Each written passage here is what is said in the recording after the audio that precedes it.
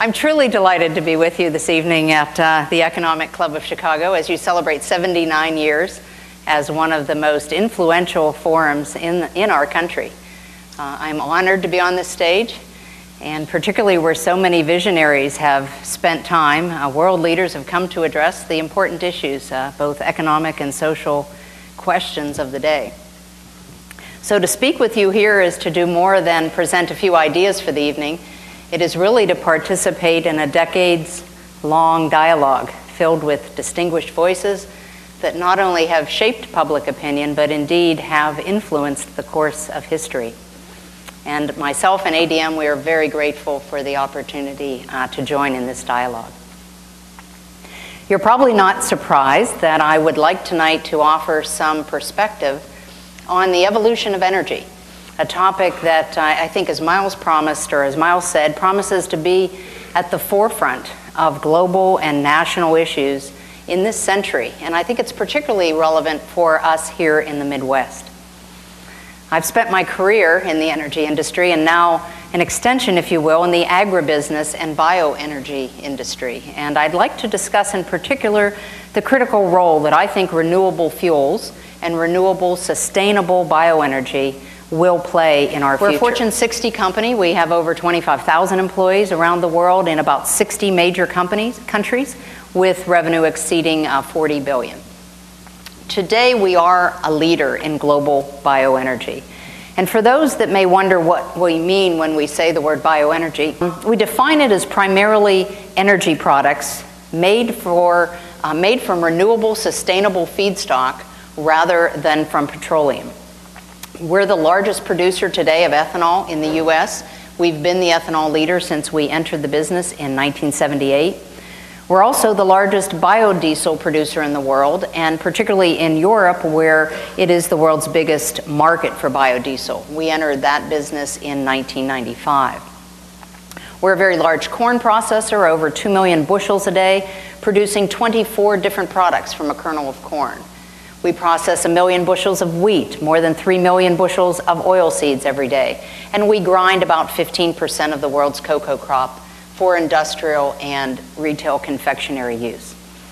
Through our networks of trucks and barges and rail cars and ships, we're able to take grains or crops essentially from anywhere in the world where they're produced and process them into a diverse slate of products and get them to markets anywhere in the world. So the 5-year span between Greenspan and Bernanke witnessed profound socio-political changes that propelled the bioenergy from sort of the realm of scarcely envisioned to viable option. And during that 5-year span, global bioenergy growth has absolutely been remarkable. The global ethanol production, for example, grew from 950 million gallons to 13.5 billion gallons. In the US today, ethanol at a 10% blend is in actually about half of the fuel supply. Now, global biodiesel has grown from about 250 million gallons to about 1.6 billion gallons in that same 5-year time span. And while the production of bioenergy is still small relative to global transportation fuel usage in total, its role is not insignificant. For instance, last year, ethanol production in the US grew about 2 billion gallons in the 1 year to a total of 4.8 billion gallons. Now, those additional gallons accounted for half of the US demand growth during the year. And given that today we import about half of our transportation fuels, ethanol actually displaced about 1 billion gallons of imported fuel last year. And bioenergy is poised to do much more than that. It is also seen as an essential link to the array of solutions or array of global issues, I should say, that include energy supply, environmental concerns, energy security, and the desire for a very strong agricultural sector, here and throughout the world. Let me touch on each of these individually, starting with energy supply. Put simply, the world just needs more energy.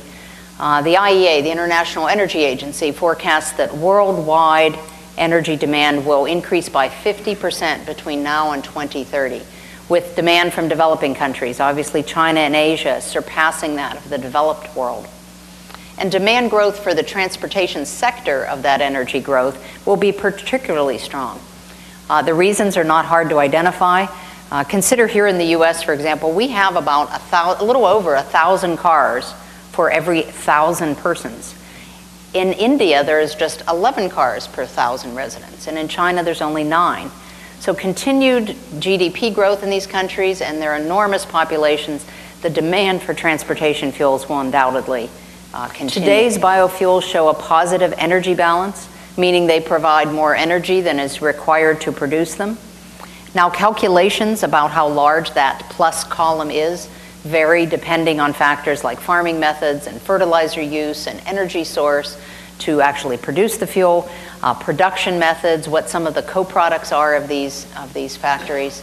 And some of the more sort of science-tested numbers come from the Argonne National Lab, one of the Department of Energy's premier laboratories, and also the National Renewable Energy Lab. They have looked at a variety of transportation fuels, and they calculate the energy use to create a BTU. And their calculations, based on ethanol, based on corn ethanol, show that the ratio is anywhere between 1.25 and 1.35. And biodiesel ranges from 1.93 to 3.21.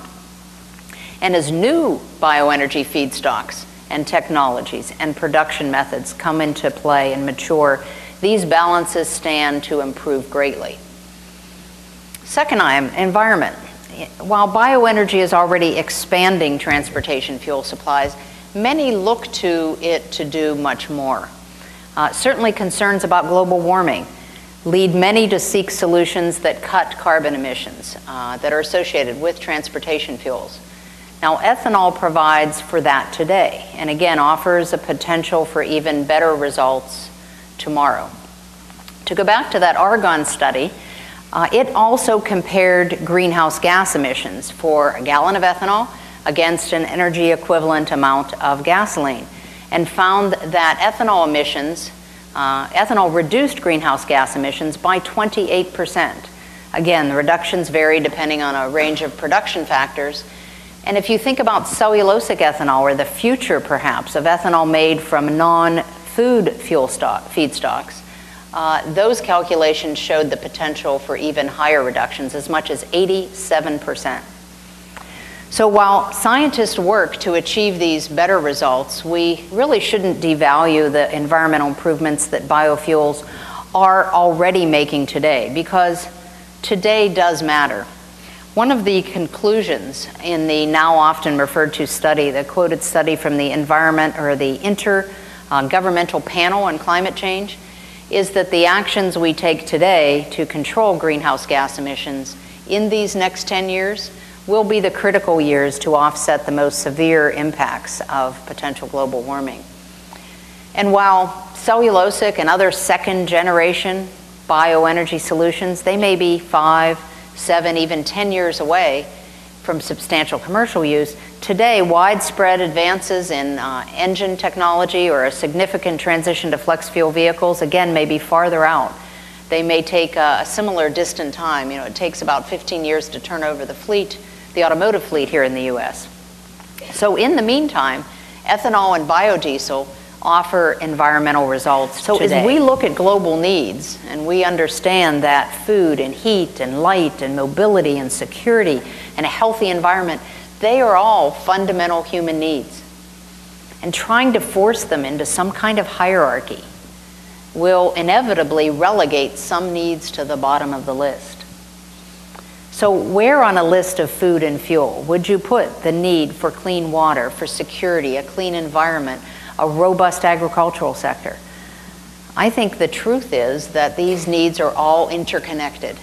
And so when we explore the opportunities and responsibilities that this energy evolution is creating, I believe that we'll find the best solutions by seeing these needs holistically and see their interconnection. Indeed, as we look at the long-range development of bioenergy, we believe that the advances it will require and the innovations that it will spur hold the potential to produce more food and more fuel and a better life and a healthier future throughout the world.